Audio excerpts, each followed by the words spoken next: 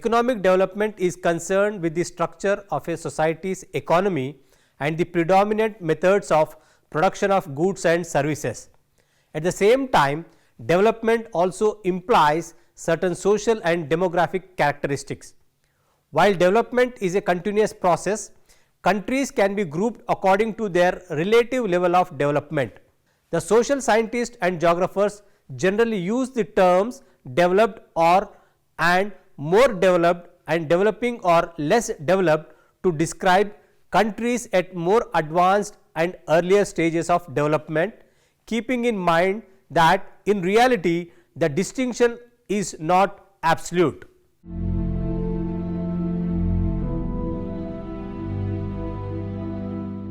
After listening to this module, you will be able to understand economic characteristics of development, to understand social characteristics of development, and you will be able to understand demographic characteristics of development and also Roscoes model of development.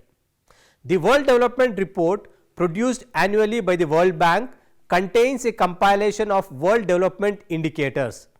This report provides statistical details of production, consumption and investment, demand, industrialization, energy consumption and supply, trade, capital flows, population growth, fertility, labor force, urbanization, health, education and income distribution for 196 countries. The state of development may be defined by such variables and by bringing them into quantitative or qualitative relationship with each other. The process of development may be modeled. They may also be used to calibrate a scale of development against which comparisons of the level and changes in the level of development within each nation state may be made. A large number of characteristics distinguish a relatively developed country from a less developed one. Compared to a developing country, a relatively developed country has relatively high levels of technology and material wealth produced by modern industries dependent on complex communication and transportation networks, which require an abundant supply of energy and other raw materials.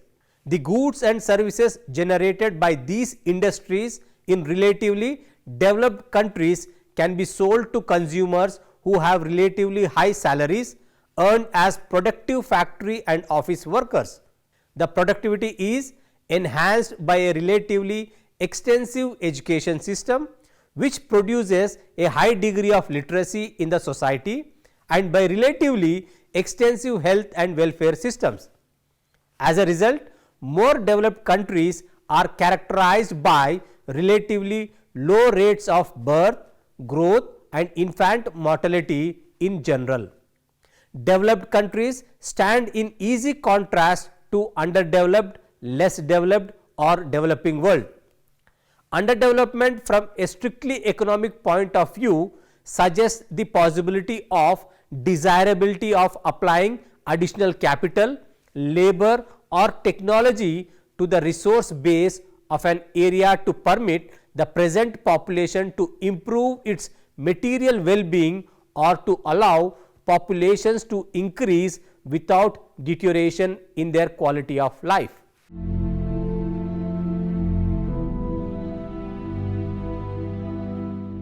The economic characteristics that distinguish a country's level of development can be assembled in three groups: economic, social and demographic.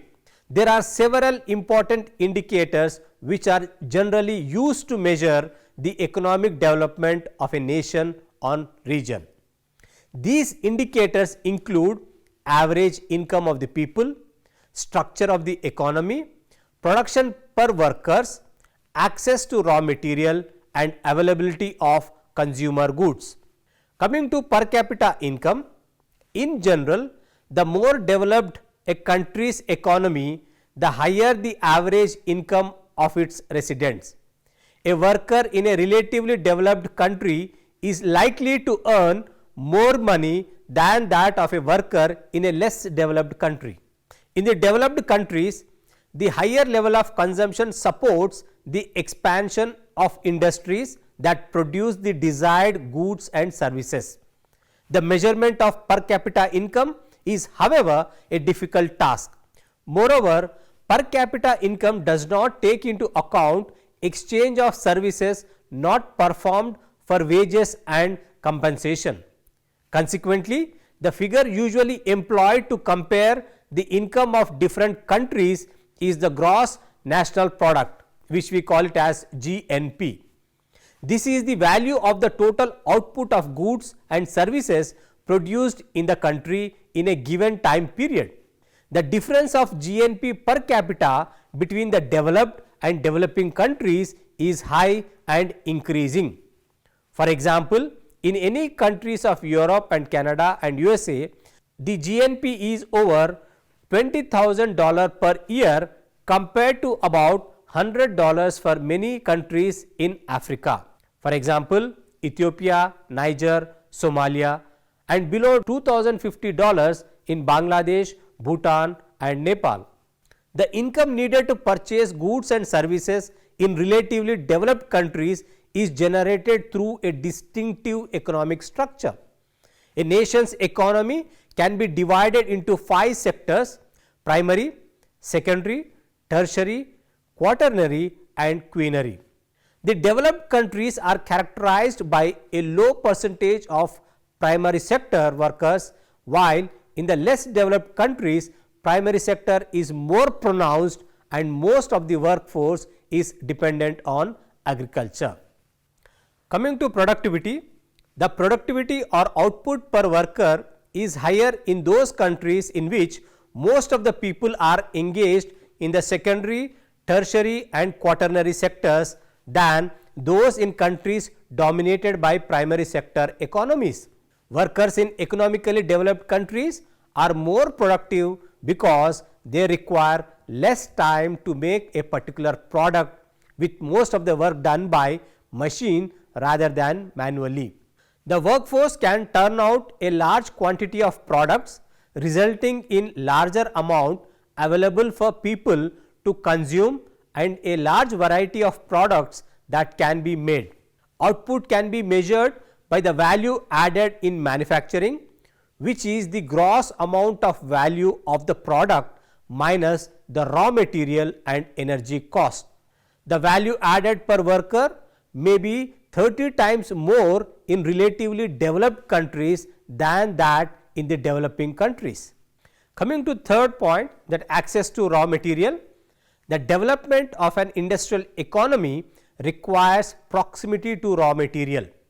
Only those countries could develop fast which had an easy access to raw material.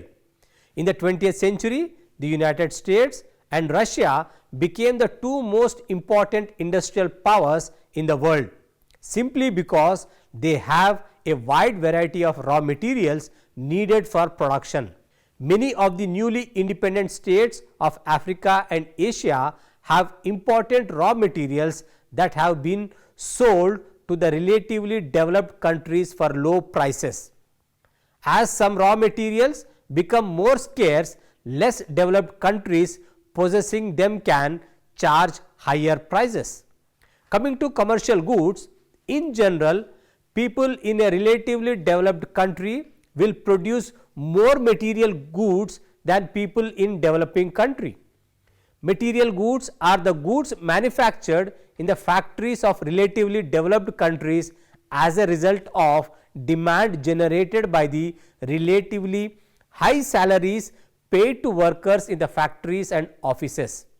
In the developed countries, the consumption of cars, refrigerators, computers, internet, telephones and television per person shows the level of economic development. In these countries, almost all residents have access to these products. Contrary to this, in the developing countries, only a minority of the population has these goods. Moreover, these costly goods in developing countries are used mostly in the urban places. Coming to social characteristics of development, the production of a relatively high amount of wealth enables more developed countries to provide people with relatively advanced levels of education, health and welfare services. Education in general, the higher the level of development in a country, the greater are both the quantity and the quality of education available. The quality of education can be measured in two ways. One measure is the ratio of teachers to pupils. The fewer pupils a teacher has, the more likely each pupil will receive attention. Another measure of quality is literacy, the ability to read and write with understanding. The literacy rate, the percentage of a country's people who can read and write, will be more than 99% in a relatively developed country compared to less than 30% in many less developed countries. Education permits a higher degree of social mobility, the ability to achieve a higher social status. Higher status can be reached through opportunities for job improvement available primarily to better educated people. Second one, health. There is a strong correlation between development and health. Less developed countries suffer from relatively poor health conditions like lack of education and reflection of scarce financial resources. Health problems in less developed countries are aggravated by relatively poor diets as measured by the percentage of people who receive less than the recommended daily minimum amount of calories and protein. When people in less developed countries get sick, access to doctors or hospitals is more difficult, partly because each one has to serve a relatively large number of patients and partly because treatment is very expensive. Coming to third one, social security. The developed countries provide a relatively high level of financial protection to people who, for a variety of reasons, are not economically productive. Assistance is offered to the sick, elderly, poor, disabled, orphans, war veterans, widows and unemployed.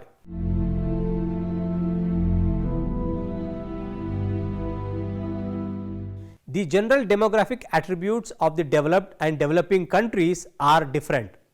The relatively high levels of health and welfare in more developed countries enable people to survive infancy and live longer. At the same time, the demographic characteristics of a country are strongly influenced by the structure of the economy. The rates of infant mortality, crude birth and natural increase plus the age distribution of the population and energy consumption are relevant. The infant mortality rate is relatively high in the less developed countries. The relatively poor masses of these countries are not able to provide food and medicine to prevent fatal illness such as dehydration caused by diarrhea. Lack of education may result in poor practices such as the use of dirty knives to cut the umbilical cord, found in India to be a major cause of fatal tetanus.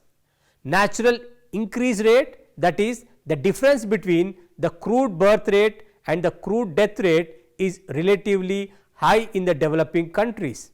A relatively high natural increase rate places a strain on a less developed country which must provide services that include hospitals, housing, schools and jobs for a rapidly expanding population. In the developing countries of Africa and Asia, crude birth rate is as high as 40 per thousand, while in the developed countries like Germany, it is as low as 10 per thousand. The crude death rate has been significantly checked in recent years even in the developing countries owing to the diffusion of medical technology. The age structures of the developed and developing countries are also different. The relatively high crude birth rate in less developed countries results in a different age structure than in more developed countries. Developing countries are characterized by a relatively high percentage of children under 15 who are too young to work and must be supported by employed adults and government programs. The per capita energy consumption is a common measure of technological advancement of nations because it loosely correlates with per capita income, degree of industrialization and use of advanced technology. Energy consumption rather than production is the concern. Many of the highly developed countries consume large amounts of energy but produce relatively little. The advanced countries developed their economic strength through the use of cheap energy and its application to industrial processes. But energy is cheap only if immense capital investment is made to produce it at a low cost per unit. The less advanced nations unable to make those necessary investments or lacking domestic energy resources use expensive animated energy or such decreasingly available fuels as firewood, and the use must forego energy intensive industrial development. Anything that increases the cost of energy further removes it from easy acquisition by less developed countries. The oil shock since 1970s to the present and the consequent increase in the price of all purchased energy supplies serve to widen further the gulf between the technology subsystems of the rich and the poor countries of the world.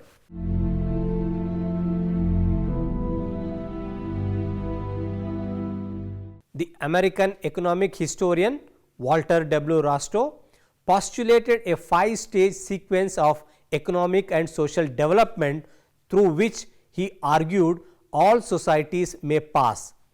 Roscoes proposed in his model of economic development 5 stages as given: 1. The traditional society, 2. The preconditions for takeoff, 3. The takeoff, 4. The drive to maturity, and 5. The stage of mass consumption. Coming to first one, the traditional society. The traditional society is characterized by a high percentage of people in agriculture and high spending of national wealth on what Roscoes labeled for these model non-productive activities such as military and religion. The first stage is characterized by primitive technology, hierarchical social structure and behavior conditioned more by custom and accepted practice than by apparently rational criteria. These characteristics combine to place a ceiling on production possibilities. Coming to second aspect, that is preconditions for takeoff. The country produces an elite group of people willing to try innovative economic activities and to implement new industrial agricultural techniques.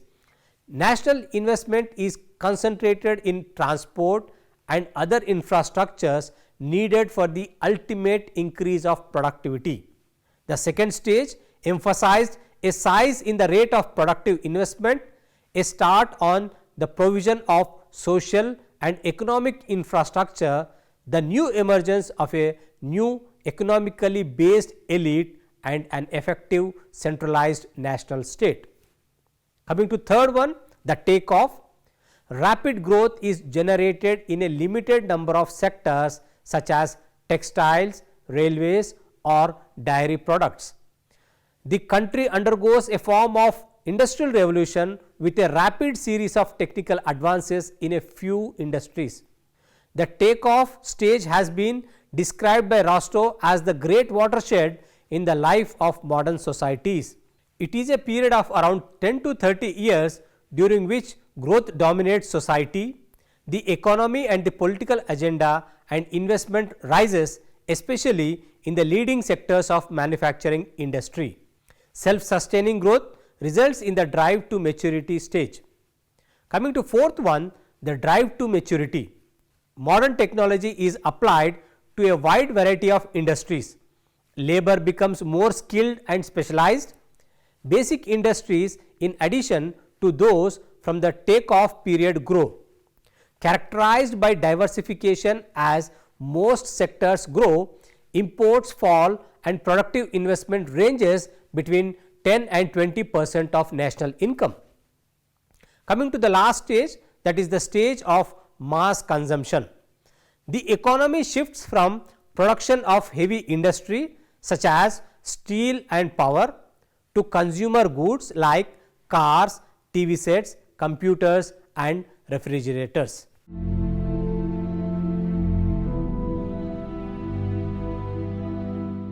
Each country, according to Roscoes structure, can be allocated to one of the 5 stages. The United States, for example, was in stage 1 during the colonial era, stage 2 during the first half of the 19th century, stage 3 during the middle of the 19th century and stage 4 until the early 20th century and stage 5 since then. The model offered to countries in stage 1 an approach from which to modernization following the general historical patterns of the relatively developed Anglo-American and West European countries. While many of the Roscoes criteria for each stage are arbitrary, the model suggested to leaders of less developed countries priorities for investment in the economy.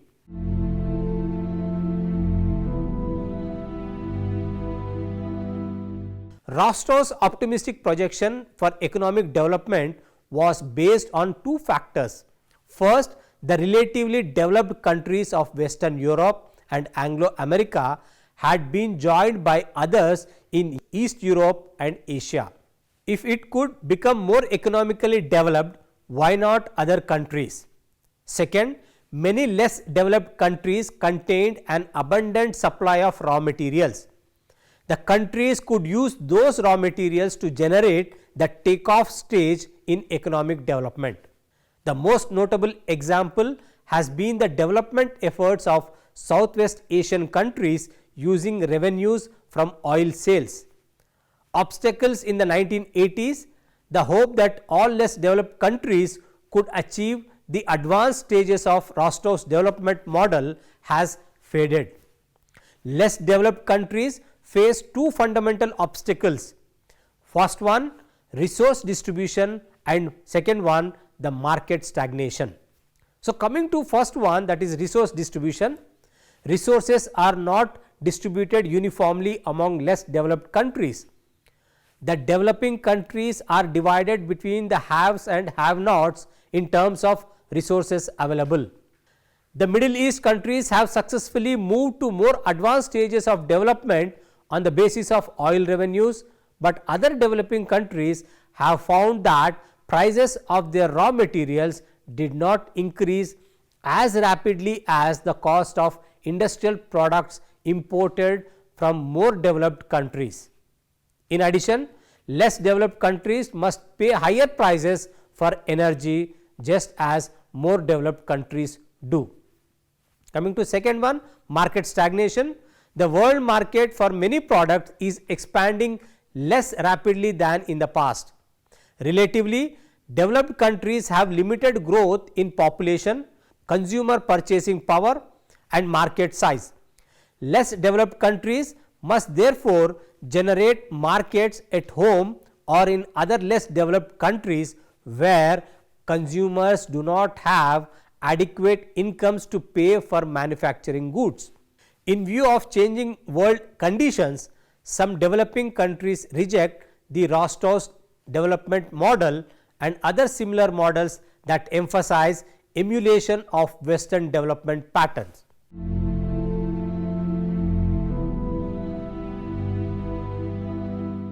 Here we have discussed about the concept of measures of development. The economic characteristics tell us about the development at various levels globally. The social characteristics deal with education, health and security. The demographic characteristics talks about various aspects of human development like infant mortality, life expectancy, etc.